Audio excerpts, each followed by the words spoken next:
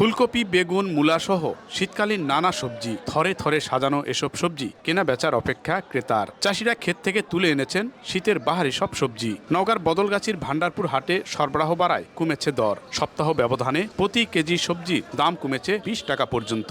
আমদানি বেশি হওয়ার কারণে কপির দাম একটু কম। তুলনামূলক গত সপ্তাহে কপিগুলো 35 করে কিনতেছি, এই কপিগুলো 55-50 করে কিনছি। 100 থেকে 110 টাকা কেজি নতুন আলু, আর কদু 30 থেকে 35 টাকা পিস বিক্রি হচ্ছে। চাষিরা বলছেন বাড়তি দরে কেনা কৃষি উপকরণে উঠছে না উৎপাদন খরচ। আমদানি প্রচুর পরিমাণ, ফলনে অনেক ভালো হয়েছে, কিন্তু বর্তমান যে আমাদের বীজের মূল্য, সারের মূল্য, সে অনুপাতে আমাদের কৃষকদের গায়ে গায়ে চলে যাচ্ছে। এক একটা কপির যে খরচা, এই হিসাবে দামের হিসাবে গৃহস্থর অনেক লস হয়ে যাচ্ছে। 2 দিন আগে যেটা বেচলাম 120 টাকা কেজি টমেটো, আর আজকে বিক্রি হচ্ছে 90 টাকা কেজি। 8 দিনের ভিতরে যে দামটা প্রচুর পরিমাণ ছিল, দামটা অনেক কমে গেছে।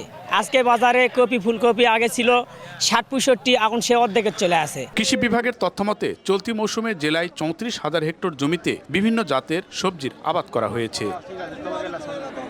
এমআর রকি, সময় সংবাদ, নওগাঁ।